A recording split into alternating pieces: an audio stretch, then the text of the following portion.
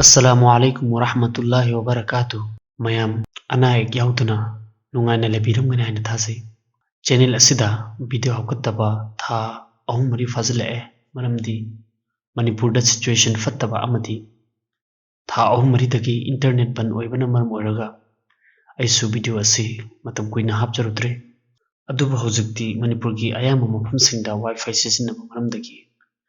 ayam musing internet amukana hana gumna season hore maram asina hana gumna amukana video upload toba huzargi haina khanji maramdi hojiki asigumna ba fatraba matam amati maikai khuding makta fitna na thalaba matam asida asigumlaba islamgi kanarba wafum sing asi hapkatlabadi masidagi karigum kharatang oirabasu angang sing amati ahan singda kana fanggadra haibagi wakalun galun hapjoni Allah na aybusu amati tabiriba mayam pumnamakpusu hariba pumnamak asida amal tawba ngambagi pangalpini oisanu amasung akhoi pumnamakpu Allah Ta'ala na achauba ajra azan pinabi oisanu amin. Ngasigi topic asi yamna maru oiba adugumlaba yamna tangai fadraba miyam khudimmakna khangdaba yadraba polamsing adudagi manungdagi amani aina masalgi video sing hapkatpa horpa matamda ayamba comment singda miyu kya amna asumna habirakki yawi madudi mesab adugumlaba ꯑꯩꯈꯣꯏꯗ ꯀꯥꯟꯅꯒꯗꯕ ꯗꯨꯋꯥꯗꯔꯨꯁꯤꯡ ꯑꯃꯗꯤ ꯃꯁꯅꯨꯟ ꯑꯣꯏꯕ ꯗꯨꯋꯥꯁꯤꯡ ꯍꯥꯞꯀꯠꯄꯤꯔꯛꯎ ꯍꯥꯏꯅ ꯃꯇꯝ ꯈꯔꯒꯤ ꯃꯃꯥꯡꯗ ꯑꯩꯅ ꯍꯥꯏꯔꯤꯕ ꯗꯨꯋꯥꯁꯤꯡ ꯑꯁꯤ ꯑꯞꯂꯣꯗ ꯇꯧꯒꯦ ꯍꯥꯏꯅ ꯈꯟꯈꯤ ꯇꯧꯕꯇꯕꯨ ꯍꯥꯏꯔꯤꯕ ꯃꯇꯝ ꯑꯗꯨꯗ ꯃꯁꯥꯏꯜꯁꯤꯡ ꯃꯊꯪ ꯃꯅꯥꯎ ꯅꯥꯏꯅ ꯆꯠꯊꯔꯤꯕꯅ ꯃꯔꯝ ꯑꯣꯏꯔꯒ ꯑꯩꯅ ꯃꯇꯝ ꯑꯗꯨꯗ ꯃꯇꯝ ꯆꯥꯅ ꯑꯞꯂꯣꯗ ꯇꯧꯕ ꯉꯝꯖꯈꯤꯗꯦ ꯃꯗꯨꯒꯤꯗꯃꯛꯇ ꯋꯥꯔꯧꯕꯤꯔꯣ ꯍꯥꯏꯅ ꯈꯟꯖꯩ ꯚꯤꯗꯤꯑꯣ ꯑꯁꯤꯗꯒꯤ ꯑꯃꯗꯤ ꯑꯇꯣꯞꯄ ꯃꯈꯥ ꯇꯥꯔꯛꯄ ꯚꯤꯗꯤꯑꯣ ꯑꯅꯤ ꯑꯍꯨꯝꯗ ꯁꯨꯞꯅꯒꯤ ꯃꯁꯅꯨꯟ ꯑꯣꯏꯕ ꯗꯨꯋꯥꯁꯤꯡ ꯑꯃꯗꯤ ꯑꯩꯈꯣꯏꯗ ꯀꯥꯟꯅꯒꯗꯕ ꯗꯨꯋꯥꯁꯤꯡ ꯑꯗꯨ ꯑꯩꯅ ꯁꯤꯌꯥꯔ ꯇꯧꯖꯒꯅꯤ ꯍꯥꯏꯔꯤꯕ ꯗꯨꯋꯥꯁꯤꯡ ꯑꯗꯨ ꯁ꯭ꯀ꯭ꯔꯤꯟꯗꯁꯨ ꯑꯩꯅ ꯎꯠꯆꯒꯅꯤ ꯍꯥꯏꯔꯤꯕ ꯗꯨꯋꯥꯁꯤꯡ ꯑꯁꯤ ꯑꯜꯂꯥꯍꯒꯤ ꯔꯁꯨꯜ ꯁꯜꯂꯜꯂꯥꯍꯨ ꯑꯂꯩꯍꯤ ꯋꯁꯜꯂꯝꯅ ꯑꯩꯈꯣꯏꯗ ꯇꯥꯛꯄꯤꯔꯝꯕ ꯑꯃꯗꯤ ꯁꯍꯥꯕꯥꯁꯤꯡꯅ ꯇꯧꯕꯤꯔꯝꯕ ꯑꯃꯜ ꯑꯜꯂꯥꯍꯒꯤ ꯔꯁꯨꯜꯅ ꯇꯧꯕꯤꯔꯝꯕ ꯑꯃꯜꯁꯤꯡ ꯑꯗꯨꯗꯒꯤ ꯂꯧꯊꯣꯛꯄ ꯗꯨꯋꯥꯁꯤꯡꯅꯤ ꯑꯩꯈꯣꯏꯅ ꯈꯪꯉꯤ ꯃꯗꯨꯗꯤ ꯍꯧꯖꯤꯛꯀꯤ ꯃꯇꯝ ꯑꯁꯤꯗ ꯑꯩꯈꯣꯏꯅ ꯀꯨꯔꯥꯟ ꯄꯥꯒꯦ ꯅꯠꯇ꯭ꯔꯒꯅ ꯗꯨꯋꯥ ꯗꯔꯨꯗ ꯈꯔ ꯆꯤꯟꯐꯥ ꯄꯨꯔꯒ ꯃꯗꯨꯕꯨ ꯁꯣꯟꯒꯦ ꯍꯥꯏꯕꯒꯤ ꯋꯥꯈꯜꯗꯤ ꯂꯩꯇꯦ ꯇꯧꯕꯇꯗꯤ ꯀꯔꯤꯒꯨꯝꯕ ꯈꯔ ꯊꯣꯛꯂꯛꯄ ꯃꯇꯝꯗ ꯅꯠꯇ꯭ꯔꯒꯅ ꯂꯥꯏ ꯇꯤꯟꯅ ꯐꯪꯕ ꯃꯇꯝꯗ ꯅꯠꯇ꯭ꯔꯒꯅ ꯅꯖꯔ ꯆꯪꯕ ꯃꯇꯝꯗ ꯑꯦꯅꯤ ꯑꯁꯤꯒꯨꯝꯂꯕ ꯔꯨꯍꯥꯅꯤ ꯑꯣꯏꯕ ꯊꯧꯗꯣꯛ ꯑꯃ ꯊꯣꯛꯂꯛꯄ ꯃꯇꯝꯗ ꯑꯩꯈꯣꯏꯅ ꯑꯍꯥꯟꯕꯗ ꯃꯥꯏꯕ ꯀꯗꯥꯏꯗ ꯂꯩꯕꯅꯣ ꯍꯥꯏꯅ ꯊꯤꯕ ꯆꯠꯅꯩ ꯑꯃꯁꯨꯡ ꯃꯥꯏꯕꯒꯤ ꯃꯅꯥꯛꯇ ꯄꯨꯔꯒ ꯗꯨꯋꯥꯗꯔ ꯁꯣꯜꯍꯜꯂꯤ ꯑꯃꯗꯤ ꯃꯈꯣꯏꯗ ꯇꯥꯕꯤꯖꯅꯆꯤꯡꯕ ꯏꯍꯜꯂꯒ ꯑꯩꯈꯣꯏꯅ ꯃꯗꯨ ꯄꯨꯜꯂꯒ ꯁꯤꯖꯤꯟꯅꯩ ꯃꯗꯨꯅ ꯑꯩꯈꯣꯏꯒꯤ ꯑꯋꯥꯕꯁꯤꯡ ꯀꯣꯛꯍꯟꯕꯤꯒꯅꯤ ꯍꯥꯏꯕꯒꯤ ꯋꯥꯈꯜꯂꯣꯟꯗ ꯍꯥꯏꯔꯤꯕꯁꯤꯡ ꯑꯁꯤ ꯑꯆꯨꯝꯕ ꯅꯤꯌꯝ ꯅꯠꯇꯦ ꯑꯉꯥꯡ ꯃꯆꯥ ꯑꯗꯨꯒꯨꯝꯂꯕ ꯆꯤꯡꯐꯥ ꯄꯨꯕ ꯉꯝꯗ꯭ꯔꯤꯕ ꯗꯨꯋꯥ ꯁꯣꯟꯕ ꯉꯝꯗꯕ ꯄꯥꯕ ꯍꯩꯇꯕ ꯑꯗꯨꯒꯨꯝꯂꯕ ꯑꯉꯥꯡꯁꯤꯡ ꯑꯗꯨꯒꯤꯗꯃꯛꯇꯗꯤ ꯍꯣꯏ ꯀꯔꯤꯁꯨ ꯀꯥꯏꯗꯦ ꯃꯖꯕꯨꯔꯤꯅꯦ ꯍꯥꯏꯅ ꯈꯟꯕ ꯌꯥꯏ ꯇꯧꯕꯇꯕꯨ ꯂꯥꯏꯔꯤꯛ ꯂꯥꯏꯁꯨ ꯍꯩꯔꯕ ꯑꯔꯕꯤꯛ ꯄꯥꯕ ꯉꯝꯂꯤꯕ ꯑꯃꯗꯤ ꯒ꯭ꯌꯥꯟ ꯇꯥꯔꯕ ꯃꯤꯑꯣꯏꯁꯤꯡꯒꯤꯗꯃꯛꯇꯗꯤ ꯑꯩꯈꯣꯏꯅ ꯑꯇꯣꯞꯄ ꯀꯅꯥꯒꯨꯝꯕ ꯃꯧꯔꯨꯕꯤ ꯑꯃꯒꯤ ꯃꯅꯥꯛꯇ ꯆꯠꯂꯒ ꯅꯠꯇ꯭ꯔꯒꯅ ꯃꯥꯏꯕ ꯑꯃꯒꯤ ꯃꯅꯥꯛꯇ ꯆꯠꯂꯒ ꯃꯈꯣꯏꯗ ꯗꯨꯋꯥ ꯏꯍꯟꯕ ꯅꯠꯇ꯭ꯔꯒꯅ ꯇꯥꯕꯤꯖ ꯁꯦꯝꯍꯜꯂꯒ ꯃꯗꯨꯕꯨ ꯑꯩꯈꯣꯏꯅ ꯄꯥꯝꯕꯣꯝꯗ ꯁꯤꯕ ꯅꯠꯇ꯭ꯔꯒꯅ ꯈ꯭ꯋꯥꯡꯗ ꯁꯤꯕ ꯅꯠꯇ꯭ꯔꯒꯅ ꯃꯈꯣꯏꯅ ꯏꯔꯛꯄ ꯗꯨꯋꯥꯁꯤꯡ ꯑꯗꯨꯕꯨ ꯏꯁꯤꯡꯗ ꯍꯥꯞꯂꯒ ꯃꯗꯨꯕꯨ ꯊꯛꯄ ꯑꯁꯤꯒꯨꯝꯂꯕ ꯑꯃꯜ ꯀꯌꯥ ꯑꯃ ꯑꯩꯈꯣꯏꯅ ꯇꯧꯏ ꯃꯁꯤꯒꯤ ꯑꯃꯜꯁꯤꯡ ꯑꯁꯤ ꯑꯩꯒꯤ ꯋꯥꯈꯜꯂꯣꯟꯗꯗꯤ ꯌꯥꯝꯅ ꯐꯠꯇꯕ꯭ꯔꯥ ꯍꯥꯏꯅ ꯈꯟꯖꯩ ꯍꯥꯏꯔꯤꯕꯁꯤꯡ ꯑꯁꯤꯒꯤ ꯃꯇꯥꯡꯗ ꯑꯗꯣꯝꯅꯁꯨ ꯐꯖꯅ ꯊꯤꯗꯣꯛꯄꯤꯌꯨ ꯏꯁꯂꯥꯝꯒꯤ ꯃꯤꯠꯌꯦꯡꯗꯗꯤ ꯍꯥꯏꯔꯤꯕꯁꯤꯡ ꯑꯁꯤ ꯑꯆꯨꯝꯕ ꯑꯃꯠꯇ ꯑꯣꯏꯗꯦ ꯈ꯭ꯋꯥꯏꯗꯒꯤ ꯍꯦꯟꯅ ꯑꯁꯔ ꯑꯣꯏꯔꯤꯕꯁꯤ ꯑꯩꯈꯣꯏꯅ ꯏꯁꯥꯃꯛꯅ ꯁꯣꯜꯂꯒ ꯗꯨꯋꯥꯁꯤꯡ ꯑꯗꯨꯕꯨ ꯏꯁꯥꯅ ꯏꯁꯥꯗ ꯀꯥꯝꯊꯖꯕ ꯅꯠꯇ꯭ꯔꯒꯅ ꯍꯥꯏꯔꯤꯕꯁꯤꯡ ꯑꯗꯨꯕꯨ ꯑꯩꯈꯣꯏꯅ ꯃꯇꯥꯡ ꯃꯇꯝ ꯆꯥꯅ ꯁꯤꯖꯤꯟꯅꯕ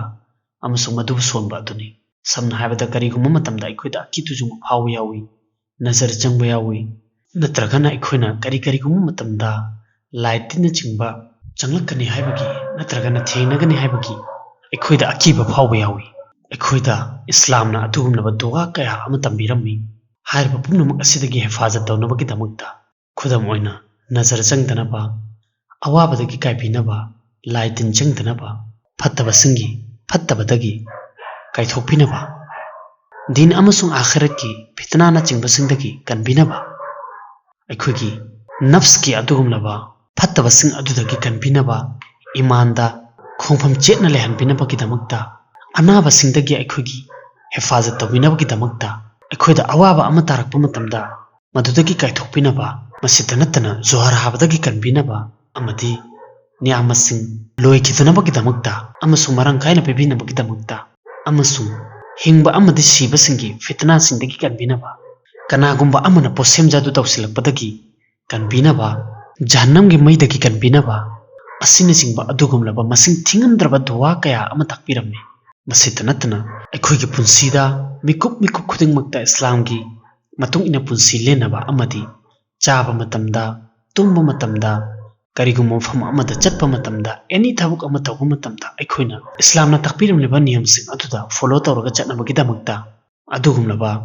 wafum kaya ama takpirame. Haribasing aduda karigumba aikoina niyam chana chattuna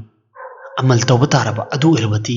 aikoigi pung kun marigi punsi asi minute ama fuba hangdana adumuk leptana sawa phangdun legani asuna aikoida adugumlaba awaba kaya ama tarakpadagi so Allah Taala na kaithokpigani amadi aikoida karigum amadagi akiba amata fauroi laitin changba akiba fauroi kanagum amana jadu tona tawrkani haibaga akiba fauroi amadi adugumlaba maibasing adugi manakta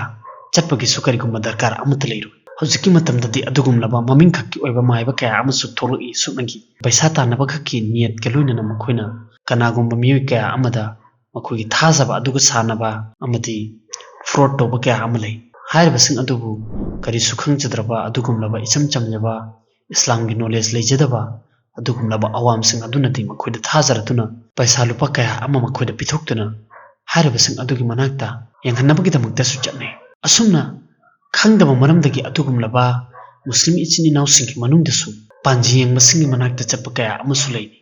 makoina makoigidamagta future yanghanba amati makoigi punsida kari kari tholakpa yabagi habagi matangda khangdoknabagidamagta su chappa yaune haribasing asi Islamdadi bilkul haramni asumna khandhaudaba maramdagi amal kaya amagi maramdagi makoigi iman adu makoidagi thokibasu kaya amani tawtaba makoinadi madugi matangda kari su khangdi haribasing asidagi akhoi punma hingnaba honasi amasu akhoi punamakna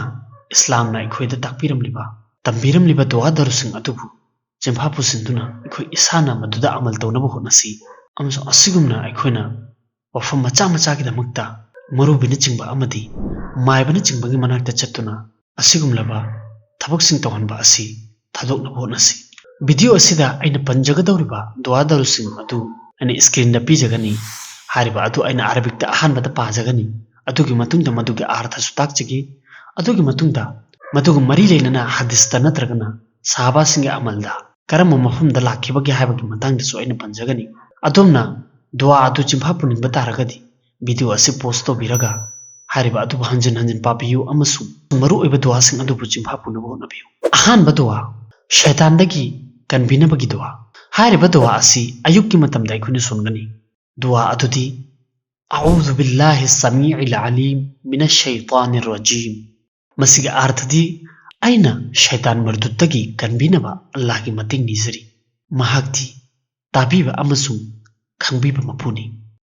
hariba dua asigi matik magunsu panjage maramdi adumna masimasu khangna bagidamukta madudi nahakna soliba dua asigi magun karino haiba adu ekhuna karigumba isana soliba dua sing adugi magun adu khangba taragade ekhoida dua adu chimfa puningbagi amati amadubu soningbagi apambado ekhoida hena pokani maramasina dua khudingmaki fazilat madugi matik magun sing adu soi panjage hauzik ena sonjakriba shaitan dagi hifazat tobinabagi dua hariba adugi matik magundi Rasulullah sallallahu alaihi wasallam na hiduk pirami kanagumba miyoi amana ayukki matamda masigi dua asisolaba adu oirabadi numidang wairam phauba shaitan gi fattaba sindagi mahak hingduna leigani haina asuna Allah gi Rasul sallallahu alaihi wasallam hiduk pirami yamna matik magul leiba duani ani suba dua da fattaba polam khuding maktagi hingnabagi dua adudi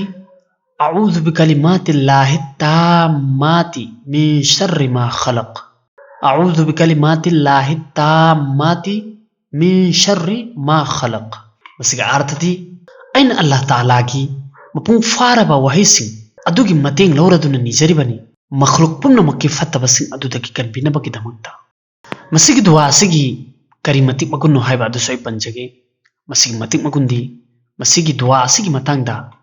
lagi Rasul sallallahu alaihi wasallam na hiduk pirami kanagum mamiyoi ama any mafam amada leiba taraba amasung adugi matungda mahakna masigi dua asi solaba haibada aina hojik panjakriba dua adu solaba adu oirabadi mahakna hairiba mafam aduda leiriba fauba karigumba potlam amatana mahakunda karigumba awaba amata piroi haina kayada matik makul leikhaba dua no yo akhoi kari kaigumba matamda ꯀꯔꯤꯒꯨꯝꯕ ꯊꯕꯛ ꯑꯃꯗꯒꯤ ꯃꯄꯥꯟꯗ ꯆꯠꯄ ꯌꯥꯎꯏ ꯅꯠꯇ꯭ꯔꯒꯅ ꯏꯔꯝꯗꯝ ꯊꯥꯗꯣꯛꯂꯗꯨꯅ ꯀꯔꯤꯒꯨꯝꯕ ꯀꯅꯥꯒꯨꯝꯕ ꯑꯃꯠꯇ ꯈꯪꯗꯕ ꯃꯐꯝꯗꯁꯨ ꯆꯠꯄ ꯌꯥꯎꯏ ꯅꯠꯇ꯭ꯔꯒꯅ ꯑꯦꯅꯤ ꯃꯔꯝ ꯑꯃꯗꯒꯤ ꯑꯩꯈꯣꯏꯅ ꯃꯐꯝ ꯑꯃꯗ ꯆꯠꯄ ꯃꯇꯝꯗ ꯑꯩꯈꯣꯏꯅ ꯍꯥꯏꯔꯤꯕ ꯃꯐꯝ ꯑꯗꯨꯗ ꯀꯔꯤ ꯀꯔꯤ ꯂꯩꯕꯅꯣ ꯅꯠꯇ꯭ꯔꯒꯅ ꯃꯐꯝ ꯑꯗꯨꯒꯤ ꯁꯤꯆꯨꯋꯦꯁꯟ ꯀꯔꯤꯅꯣ ꯑꯐꯕꯔꯥ ꯅꯠꯇ꯭ꯔꯒꯅ ꯐꯠꯇꯕꯔꯥ ꯀꯔꯤꯒꯨꯝꯕ ꯑꯃꯠꯇ ꯑꯩꯈꯣꯏꯗ ꯅꯣꯂꯦꯖ ꯂꯩꯇꯕꯁꯨ ꯌꯥꯎꯏ ꯍꯥꯏꯔꯤꯕ ꯃꯇꯝ ꯑꯗꯨꯗ ꯑꯩꯈꯣꯏꯅ ꯃꯁꯤꯒꯤ ꯗꯨꯋꯥ ꯑꯁꯤ ꯁꯣꯜꯂꯕꯗꯤ ꯑꯜꯂꯥꯍ ꯇꯥꯂꯥꯅ ꯏꯟꯁꯥꯜꯂꯥ ꯁꯣꯏꯗꯅ ꯑꯩꯈꯣꯏꯒꯤ ꯍꯤꯐꯥꯖꯠ ꯇꯧꯕꯤꯒꯅꯤ ꯑꯍꯨꯝꯁꯨꯕꯗ ꯐꯠꯇꯕ ꯅꯖꯔ ꯆꯪꯕꯒꯤ ꯂꯥꯏꯌꯦꯡꯅꯤ ꯃꯁꯤꯁꯨ ꯌꯥꯝꯅ ꯀꯥꯟꯅꯕ ꯗꯨꯋꯥ ꯑꯃꯅꯤ ꯏꯟꯁꯥꯜꯂꯥ ꯃꯁꯤꯕꯨ ꯆꯤꯡꯐꯥ ꯇꯧꯅꯕ ꯍꯣꯠꯅꯁꯤ ꯗꯨꯋꯥ ꯑꯗꯨꯗꯤ اللهم أذهب حرها وبردها ووصبها اللهم أذهب حرها وبردها ووصبها مسيق آرتدي هو الله فتبا نزرقي أصابا أمدي مدوغي أينبا أمسون مدوغي أوابا أدوبو نهاك نكوكتوك بيو مسيق دعا أسيقي متك مغن متاندا أسمنا لاي مدودي الله رسول كي متمدا كناغو مميوي أمدا فتبا نزر جنغلمي مدود مهاك صلى الله عليه وسلم نا ماغي تباك متكتا خود تنبيري هايرغا مسيقي دعا أسي سلمي أسمنا إكويدا سكري غنبا إكوينا خانغ بتعرفا مدودي أنغان أمدا نزر جنغري نترغنا ميوي أمدا نزر جنغبا مالي هاينا أدو إربادي أكويسو أسيغمنا الله كي رسولنا توبيرم بمدوغي نيامدا أكويكي خود أسي ماكي تباك متكتا تمنغا إكوينا مسيقي دعا أسي سونغدبني إن شاء الله أدو إربادي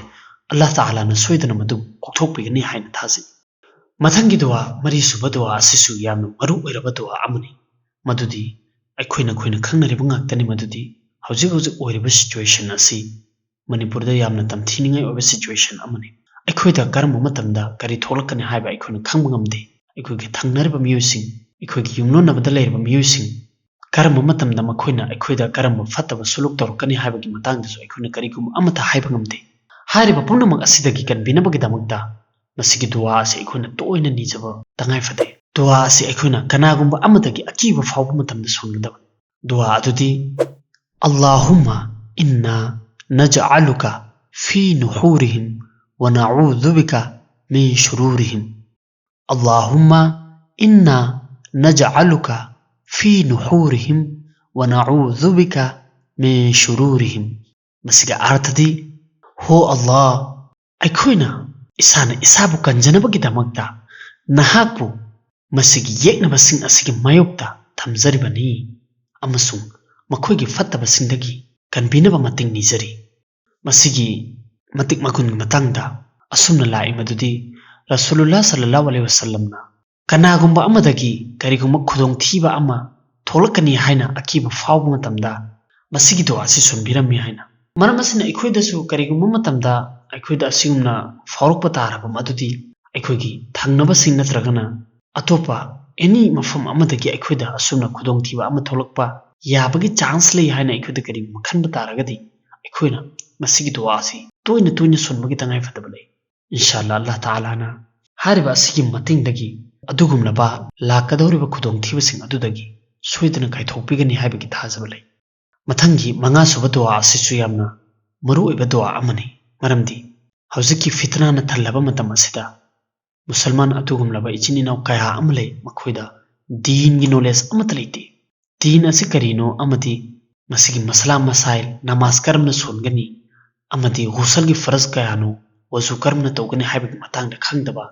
أدوگملبا مسلمان إچينيناو كايها أملي أسمنا إسلام خنگدبنا مرم أويرگا مكويگي إيمان أدو يامنا سولي أسمنا فتنانا تلبا متم أسيدا كناگुम أمنا पैसागी मतेंगना नत्रगना अदुगुमलबा अरंग अरगना मखोय सुमनपा मतमदा हारिबा अदुदा मखोय तावखिबि यावी असुमना मियोय कया अमा ईमान थादोक्लदुना मुर्तद उनखिबा कया अमसुले मरमसिना मसिदगी हिंगनबगिदमक्ता तत्तना अल्लाह ताला दगी दुआ तौबा सिसु तंगाई फदे मथंगी मंगा सुब दुआ सि हारिबा असिदा युमफम ओइबा ईमानदा खोंफम चेतना लेहनबिनबगिदमक्ता निजगदबा दुआनि दुआ अदुदी يا مقلب القلوب ثبت قلبي على دينك يا مقلب القلوب ثبت قلبي على دينك مسيغا آرتدي هو تموي بو انتو انزن توبيري بمبو ايجي تموي اسيبو ناك الدين اسيدا چچلهن بيو مسيغ متك مگون متانغ اسونا لاي مدودي